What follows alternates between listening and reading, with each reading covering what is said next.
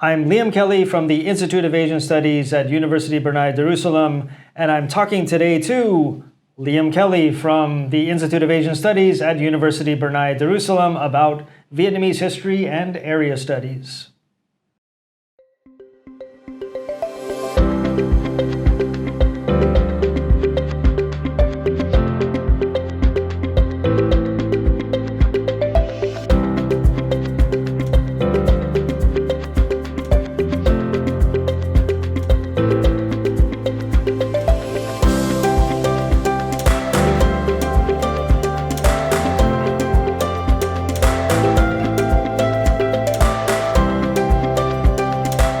Just kidding, kind of. Actually, instead of interviewing myself, I have asked Senior Professor Phan Lê Ha from the Sultan Hassan Al Bolkiah Institute of Education, or SHIBI, here at University Brunei Darussalam to interview me about 3 recent articles on Vietnamese history and Asian studies. So let's see what Professor Kelley has to say. Okay, yeah. All right. Thank you so much, Professor Kelley, for giving me this honor. Thank you for interviewing me. Okay, yes. So I think in 2020, you had 3 articles, and all of them provided original insight, as well as, I would say, arguments that challenge a lot of the existing scholarship on Vietnam as well as on area studies. So let's start with the first one on Đàng, Trong. Right. Yes. So Đàng, Trong, that's the name, historical name for the southern half of Vietnam. And in English language scholarship, there is a small body of literature that tries to argue that this southern half of Vietnam was different from the northern half. That historically the northern half was more Confucian, more Sinitic, whereas the southern half was less Sinitic, less Confucian, more Southeast Asian. And to make a long story short, what I did was to look at certain institutions in the southern half of Vietnam. This would be like the 17th and 18th centuries. And what I found is that, if anything, even more intensely Sinitic or Confucian, or whatever we want to call this sort of bureaucratic culture of the North and of the kind of East Asian world, that this was fully in force in the southern half of Vietnam, and that there's really, this argument that it's less something than the North just doesn't really make sense. Okay, so basically you challenge that existing argument, and I would say persistent argument. And what sources, what materials, what original sources do you use? It's nothing that was really surprising. It's when it comes to the, say, pre-20th century history of Vietnam, the majority of sources are in classical Chinese. Right. There are some that have been translated into modern Vietnamese, and that tends to be what a lot of people use. But to really get into it, you really have to know the classical Chinese, and to go into those, even the sources that have been translated, it makes more sense to look at the originals. And I think it's just going through those sources, really going into the original classical Chinese, which then enables you to kind of see what is similar there between what is happening in, say, the rest of East Asia.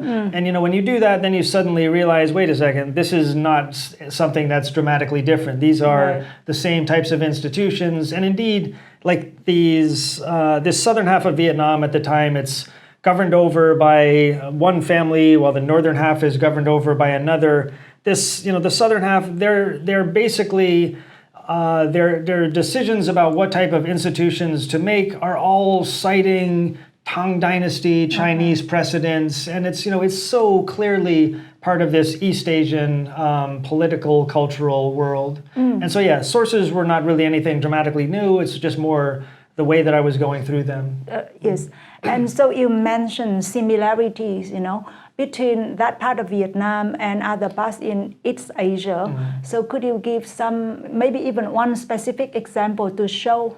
those kind of similarities? Yeah, well, at the core of that article is a study of this institution for choosing, essentially for categorizing the population for military and tax purposes. And this has roots, that go way back into like Tang Dynasty history. And this same institution was first developed in Vietnam in the northern half of the country, and then this family in the south then continued it, and we could really argue developed it to its extreme. Whereas in the north, it sort of fell apart, you might say, but in the south, it was really fully developed. And so when you get to the 19th century, when there's a new dynasty that emerges in Vietnam, the Nguyen dynasty, which is descended from this family in the south, they establish what many see as like the most Sinitic era of Vietnamese history, and people are wondering like, where did this come from? If they came from this Southeast Asian South, it comes from these 200 years of developing these East Asian institutions in the South that then gives them the foundation to develop what they develop in the 19th century. Right. Yeah. And so that was basically one of the main and probably the strongest argument you put forth in that article. Yeah, I mean, in the English language scholarship on Vietnam, there's been this enduring, sort of need to try to show that Vietnam is different from China. It's not China. And so originally, like if we go back to say the 70s and 80s, the argument was that all of Vietnam is different from China. And then people start to realize, well, the northern part, it's kind of hard to make that argument. And so then by the 90s, there's a kind of a body of scholarship which is saying, okay, the north might be, Confucian and Sinitic, but not the south. But really, it's part of this same. It's not a scholarly argument, it's more of a political argument that people have been making. And so what I tried to do is bring out scholarly evidence which says the scholarship doesn't support this argument. Okay, yeah. I think that's fascinating, definitely, yes. So how about, let's move to your second article. And I think this article has maybe caused a lot of sensation, right? Also, I think, and it was even talked about and mentioned on Tia Sang in Vietnam, right? If I remember correctly, I think so. But you were also invited to give a talk on that topic, right? To some different group. I think my group, the webinar that we organized, we invited you to give a paper on that, and it is called Fringe History. Yeah. And what is it? What makes it? Why did you call it Fringe History? So when I first started. Probably, giving talks in Vietnam or going to talks in, say, the early 2000s, I would come across ideas that surprised me. So one of them, essentially, there's this idea out there that everything that we think of as Chinese civilization was actually created by the ancestors of the Viet or the Vietnamese, and was then stolen by the Chinese, who, this argument goes, were kind of nomadic pastoralists who migrated into China and stole the civilization of the rice cultivating Viet who were already there, and kind of pushed the Viet down to the area of Vietnam. So, I came across these ideas, I saw this stuff written on the internet, and I originally came up, was thinking of referring to this type of scholarship as the lunatic fringe, as there's an expression in English, lunatic fringe, which means sort of like the crazy ideas that are on the periphery of normal ideas. But then, I started investigating it, and I found that there's actually a decades-long history of this that goes back to, among other people, a philosopher in South Vietnam by the name of Lung Kim Dinh. And we can find earlier, sort of traces of these ideas, but it's really in the South with this guy Lung Kim Dinh in the 60s and 70s who really develops these ideas. And what's fascinating about this guy is that he wasn't a lunatic. He was a smart guy, and he was trying to incorporate a lot of theoretical ideas that were important in Western scholarship, like in ideas in sociology, like French sociologist, the structural anthropology of Claude Lévi-Strauss, and he sort of used some of these ideas to then create this this history or this idea that the Viet had been the first people in the region and created civilization, and then the Chinese had stolen it.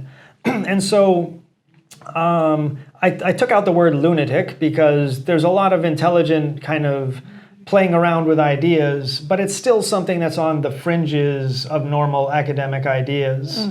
And okay, so sorry, can I yeah, intervene let me here? take a break there. Yeah. Okay, sure. So you say on the fringe of normal academic idea, like by whom? Who consider it fringe and who consider it normal? Okay, so if, starting in like the 1970s, you started to get these official histories of Vietnam that were published. In Vietnam? In Vietnam, okay. yeah. I mean, the first one is in the north before the end of the war.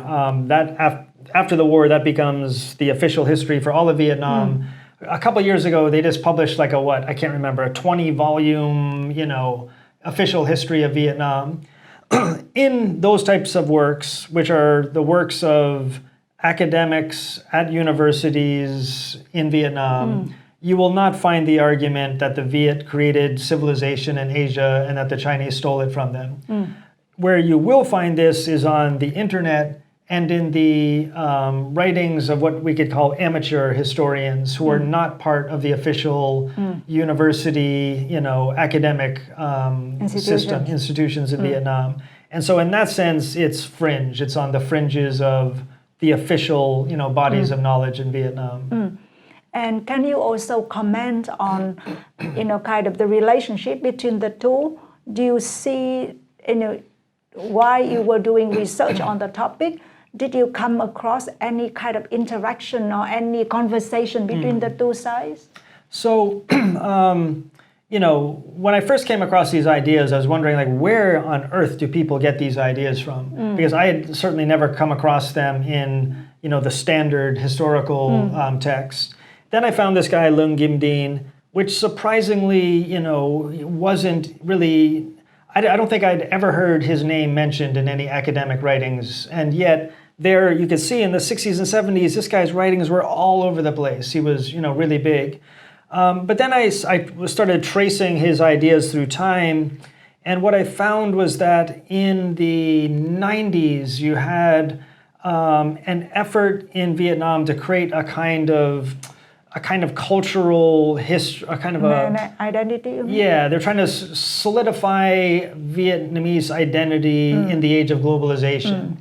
And the scholar who wrote the most important work on that topic at that time, a guy by the name of Trần Ngọc Thiem, he, accessed the writings of Leung Kim Dinh and started to introduce these ideas again. Meanwhile, there were overseas Vietnamese, like people from, well, it was a mixture of people, but the main one was a guy who had originally been from the South who'd gone to Australia. In the late 90s, he started to publish similar ideas. You mean Cung Đình Thanh? Yeah, online. And then there was what I call an amateur historian in Vietnam, Ha Van Thuy, who in the early days of the internet in Vietnam kind of discovered these ideas and developed them, and now has become more or less the main spokesperson for this in Vietnam, you could say. And so the way that this connects with universities is, first of all, Trần Ngọc Thiem, his textbook is a sort of basic Vietnamese culture textbook for universities in Vietnam. So, this argument is now in one form, standard knowledge for Vietnamese today. I've also found, some of the writings of people associated with this guy, Cung Đình Thanh in Australia, appearing on university web pages. And then if you go to, Wikipedia pages for things like wet rice agriculture, the Vietnamese pages, it's all the ideas of this fringe history that's there. So the established world doesn't pay attention to these guys, but they are totally infiltrating into the established world in various ways. Right. So I could also see that, even though you said the established didn't or still don't pay attention to the fringe history, right? However, it looks like the established also found a way to bring those ideas into the mainstream scholarship, and the example you gave me now, that textbook on on cultural identity, right, is a perfect example of the appropriation of fringe history. I don't know that people are trying to bring it in. Okay. I think it's just sort of, the people who are interested in this type of history and who are writing it are very active, much, much more active than established historians. Okay. They're on the web, they're self-publishing, giving talks, they're very, very vibrant. And so that it's kind of spilling over into the official world is just more a reflection of how active this group is. Okay. But the reason I wrote that article, which is about fringe history, is it essentially deconstructs the ideas that these ideas are based on. And one of the things that the people who have written this type of history do is they rely heavily on Western writings. So the West is authoritative, and they criticize Vietnamese historians for not being up to date and not knowing, what Westerners have said.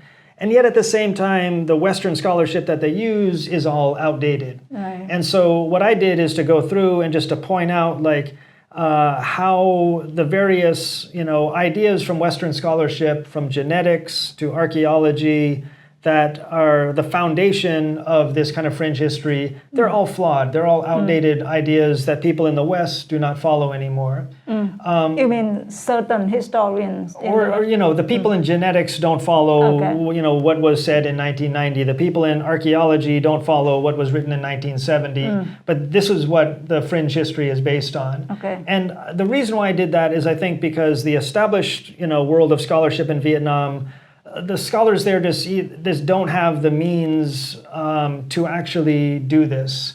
Either linguistically or in terms of knowledge, I don't see people who are going out there and sort of figuring out what is wrong with statements made by Western archaeologists in 1976 and why these aren't followed anymore, and why genetic information from 1998 isn't up to date anymore. And so in many ways, this article was sort of, in addition to talking about fringe history, was to show the problems with how it's been constructed. Yeah. So definitely it is also a matter of knowledge production and how we come to certain conclusion, by citing or relying on certain scholarship and certain ideas which are, as you say, very much contested or outdated, right?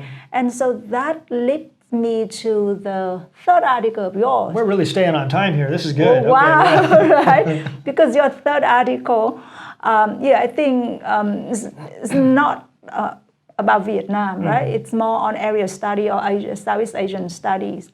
And I think it's fascinating because you really bring together area study, transnationality, globalization, and mobilities.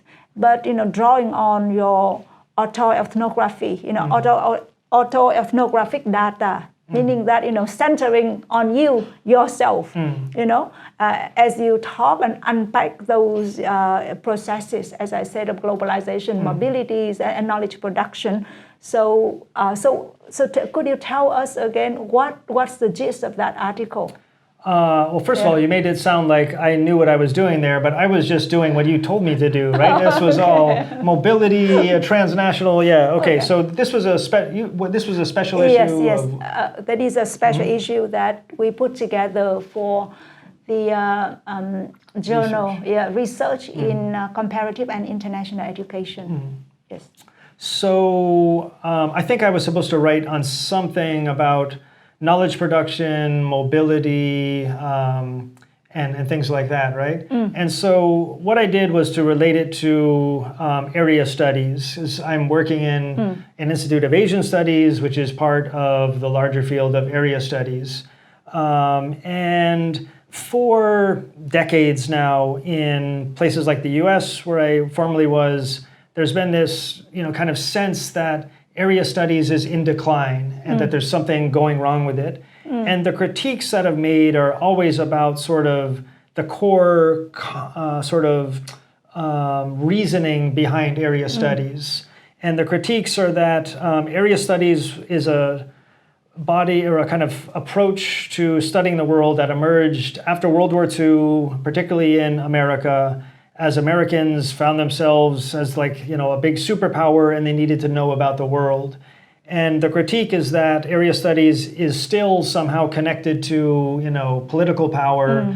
The Cold War mentality. Yeah, and that it's reproducing kind of imperial forms of knowledge or Orientalist forms of knowledge, that it's too focused on the nation states when we're living in an age of globalization. And transnational. Right, and that therefore, to save area studies, we need to, become more multidisciplinary, transnational. So what I did was to sort of put that debate and how it's unfolded over time next to my own career. And what I try to show is that at each stage that these critiques are being lodged, what I'm experiencing doesn't fit this at all. So, the idea that area studies is too focused on the nation state, that came out when I was a graduate student at the University of Hawaii, where one of my, we're basically a field that every graduate student took essentially was world history, where we were looking at comparative history and transnational history. Already. Yeah, and so, and we were all being trained to be Asianist, to focus on... To be pro-Asia. Yeah, and to research about at least one Asian society, but we were totally aware of, and many of us took a transnational approach to our dissertation research. So I looked at Vietnamese envoys who traveled across China as they were presenting tribute and wrote about the ideas that they had, very much in this transnational mode of things. In dialogue, right? Always. And so, if we can go up all the way, there's a recent article that came out of some scholars at National University of Singapore.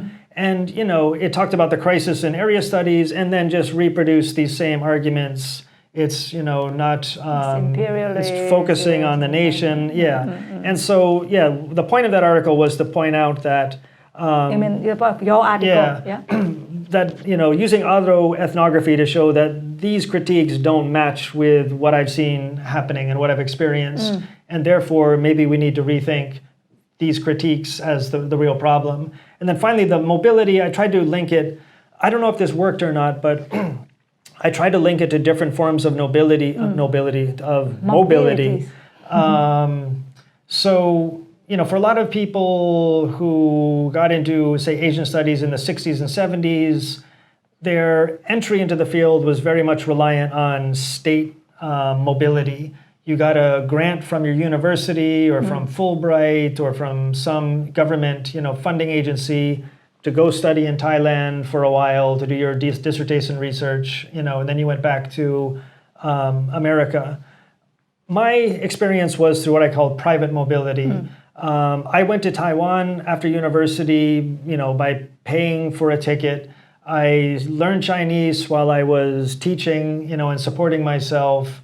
It goes onward. I mentioned the early 2000s. I basically did the same thing with Khmer and Thai. A lot of kind of out of my own initiative and my own funding, I did these things. And through that, I gained, I would argue, a sort of a more multinational sort of... And directional. Yeah. And there's many other people like that.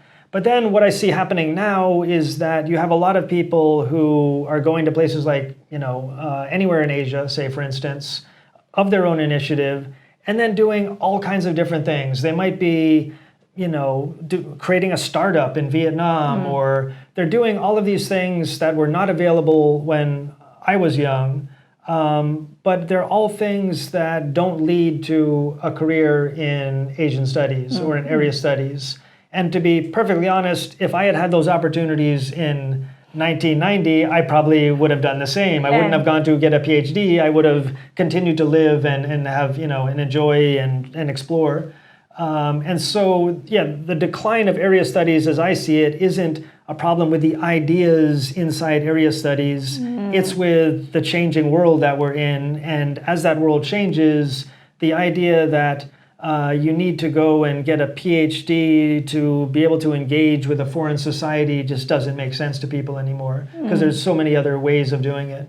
Yeah, I think you just made a really important point here, that so a lot of critiques of area studies have more to do with the ideas and the ways people are pursuing area studies, or the way people approach area studies. So it's very much a kind of an ideological critique rather than, informed by on-the-ground realities. Yep. So and then now that with that argument and with your, I would say, conceptualization of private mobilities, what could you speak back to area studies? What can I speak back to area studies? Meaning, what would be my advice or something? I wouldn't say advice, but what would be a take-home message here for area studies scholars, or for those who have been criticizing or critiquing area study from an ideological point of view? My train of thought just derailed. I had the best idea right there. What was I going to say? I'm going to have to edit this part. Okay, that's okay. So, okay, now I remember now. Good. Okay, good. Whew, that was scary. Didn't know if I was going to remember. There was someone a colleague I think mentioned to me, it's that, for some reason, I think during the Cold War, we thought that the knowledge that we're producing about other parts of the world is somehow important. That, somehow we're contributing to, democracy, world peace, who knows? There's somehow this sense that this mattered. I think with the end of the Cold War, with globalization, with the digital revolution, everything is open, and then you're suddenly going, my scholarship on, Ming Dynasty trade, I'm not really sure how this is really valuable anymore. And so I think this is the hard part, is that we've invested so much in an enterprise that we've been convincing ourselves is important, and now we're in a different world, and it's just, we can't see its importance other than to ourselves. The big change, though, or the big opportunity that I see in the current age, though, is that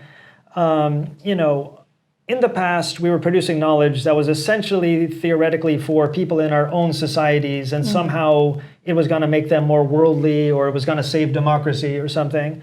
And however, now what you see through the internet is that the opportunity to engage with people in the societies we study who are much more interested in this than the students in our classrooms, that opportunity is there, and is largely untapped by people in our fields. And the potential to tap that only increases if as one has the skills that area studies claims is essential to the enterprise, linguistic ability. Okay. If you have really good linguistic ability and you can speak to your audience in the society that you're studying, then I think there's great potential to do something, to get, to make a contribution. In reality, though, I don't want to sort of badmouth the field or something. There are very few. I mean, the percentage of area studies specialists who can actually do that is limited. Okay. I've had an experience of engaging with people through my blog for years, but that blog's in English. If I had to write it in Vietnamese, I couldn't do that. It would be horrible, And so I can't reach the level that I'm saying has the greatest potential. The world is becoming more globalized. You can still do a lot with English. But ultimately, I think the people who can engage in Asian Multiple. languages or multiple languages at a sophisticated level, the opportunities for them now are incredible and are untapped. But that is something, that's sort of looking at a different direction from area studies. Area studies, you study about Asia, then you turn back to your home society and talk to people there. Where, I think the greatest potential is study about Asia and talk to everyone, but really engage with people, in the societies you're researching. Right. And I am aware of the fact that your article has been translated into Vietnamese, right? So maybe two times, yes. Yeah, someone translated it and then someone was unsatisfied and someone translated it again, right? I mean, to me, that just shows you the interest that people have, but again, they wouldn't know that if I didn't already have a history of engaging with people, that way. The one thing that I struggle to find working is how would then an approach like this be justified to like an American university? Pay this professor so that this person can communicate with people in Vietnam. Yeah. Not sure how that works, but teach them about Vietnamese history and we'll save democracy. I don't know that one worked either. So Who knows? Maybe that is why you need to speak louder. Yeah. Probably, right? Now, I think also, if I remember correctly, this third article, where in which you use autoethnography, as a lens, right, to examine those big questions and issues. That is the first time you've used autoethnography, right? And then I remember that you struggle with it a lot in the beginning because probably maybe it's quite common to people to think, oh, come on, writing, self-data is easy. But actually, it is probably one of the most demanding, most difficult tasks, right? Yeah, I think I rewrote that paper like 3 times in the process. I've heard of autoethnography. And I always thought, it's just this kind of thing where people talk about their feelings and, but ultimately, what I found was that when you start to kind of look and explain things from the way you've experienced it, one of the first things you do is you just start repeating the set ways of talking about things.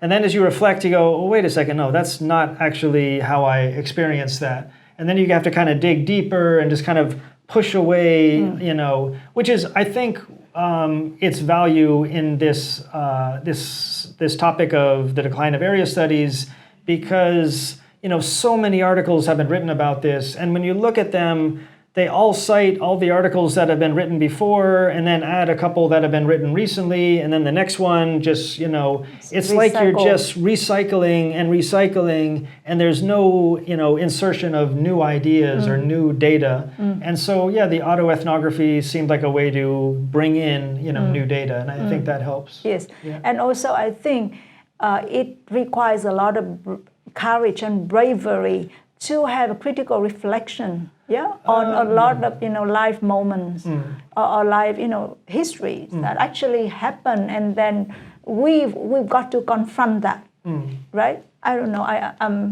At least that is my experience working with autoethnography and also working with a lot of authors who have been using that. I don't know about bravery, but it takes it's a lot of work. I'll just say that. Okay. Bravery to be critical and to talk about reflections, normally that you don't talk about. But anyway, that's okay. So we're talking a long time. Yes, and we have, so thank you so much for for having talk to me and help me see more of your work. And here is only an example of 3 articles. I'm sure that a lot more are coming. Hopefully more are coming. Yeah, working on it. Yeah. Okay. Yes. Okay. Thank you for interviewing me. Yes. It's been a pleasure. Okay. Huge pleasure. Yeah.